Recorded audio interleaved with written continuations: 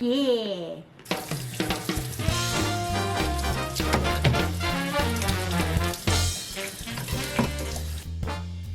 Okay, everyone, we're going to do cooking in English phrasal verbs.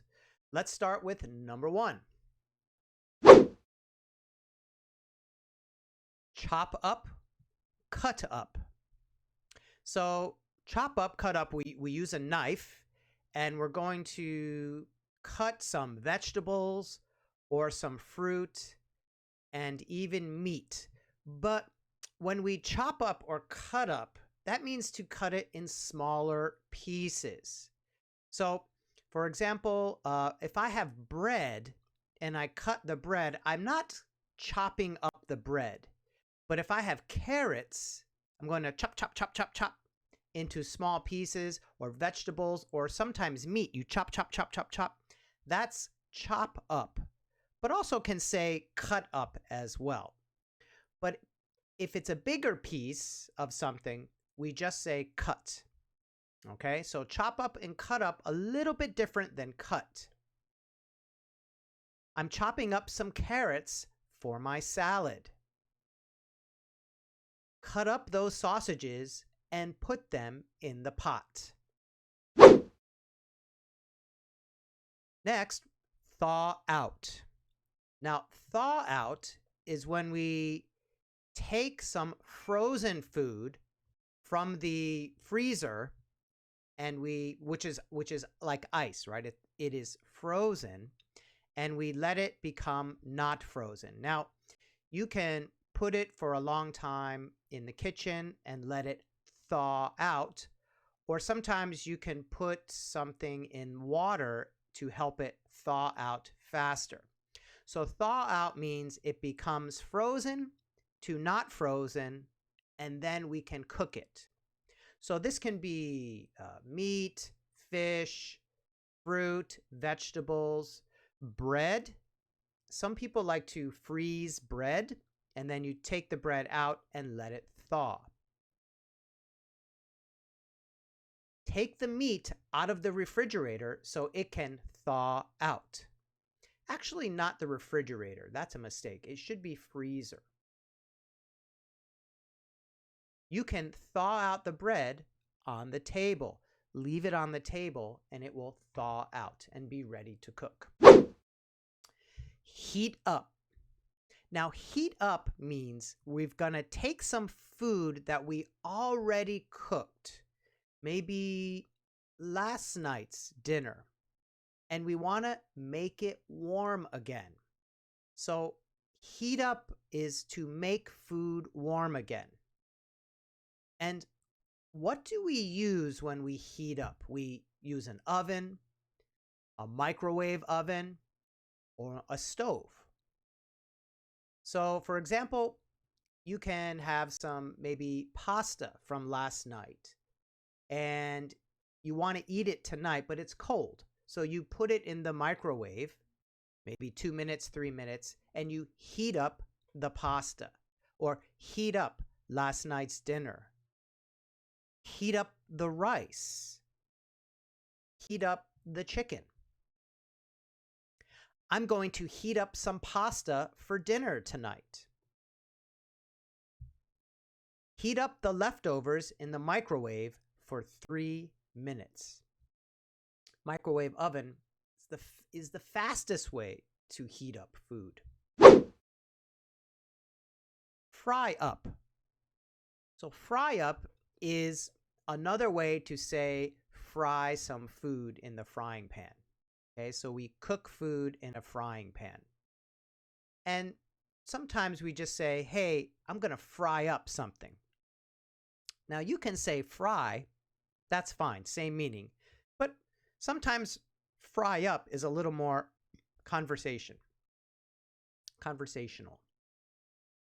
So we can fry up some stir-fried meat, some meat or vegetables, fry up some eggs, fry up some pasta and some sauce, fry up some fish.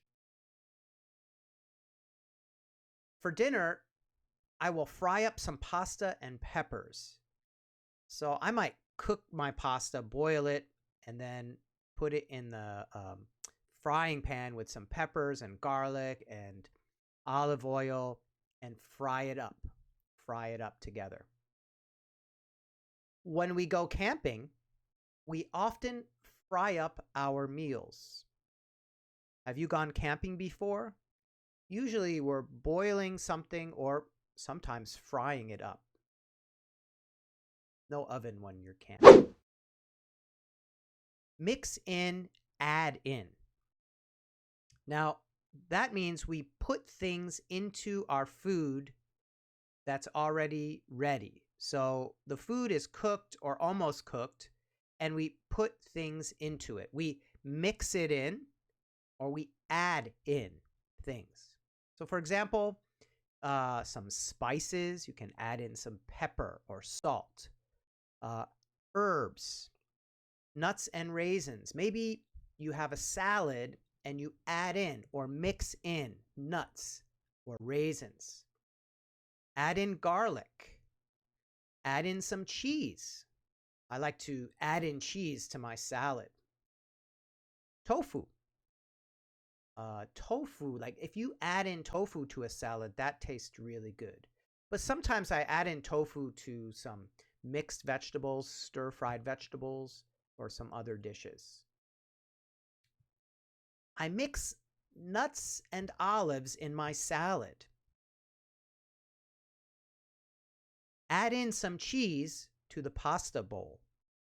So nuts and olives in your salad or some cheese in the pasta.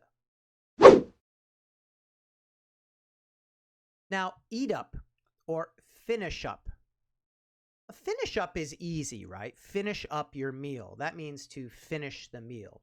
But sometimes in conversation, we might say, hey, eat up, eat up. That means to finish your meal quickly. Maybe you're in a rush or the time is short and we'll say, okay, everybody, eat up.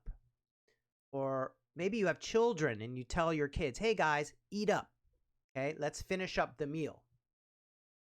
And when we finish up, we clean the plate and we finish our dinner, right? You eat everything that you have. Finish up your dinner and go do your homework. Have your parents said that to you before? Or do you say that to your kids? Hey, we don't have much time. Eat up. Let's go. Clean up. This is an easy one, I think. That means cleaning by hand or using a dishwasher to clean your dishes or your plates, your bowls, utensils like forks, knives, chopsticks, maybe the pot that you cooked in, right? You will clean the cooking pot. You will clean up. And then you will put everything, if you have a dishwasher, you put everything in a dishwasher and run the dishwasher. Or a lot of people use hands to wash their bowls and dishes. No matter, it's called clean up. Okay, so you are clean up the table, clean up the dishes, clean up the silverware. After you finish eating, please clean up. Clean up your dishes and forks and put them in the dishwasher. And that's it. Really fast kitchen English, cooking English with phrasal verbs. So first one, chop up, cut up. Remember, chop, cut in small pieces. Thaw out, to go from frozen to not frozen. Heat up, to make food warm again. Fry up means to use the frying pan to cook. Mix in or add in. We put things into a salad or our dishes. Eat up, finish up. Both of those mean to finish eating. And the last one, when we're all finished up, we clean up. And we can wash by hand or wash with the dishwasher. Comment box quiz. 2 questions. You can write the answers in the comment box if you'd like. What have you fried up recently? So, do you cook at home? And recently, have you fried up anything? Maybe an egg or some rice, some noodles? And how often do you clean up after dinner? And my question means, do you clean up or does somebody else clean up for you? Okay, so do you clean up or is another person cleaning up? And you can write, do you use a dishwasher or do you wash by hand? And that's it. Kitchen English or cooking English phrasal verbs. There aren't many, and you already might know some of them. So I'll see you in the next lesson, and good luck speaking English in the kitchen. Bye-bye.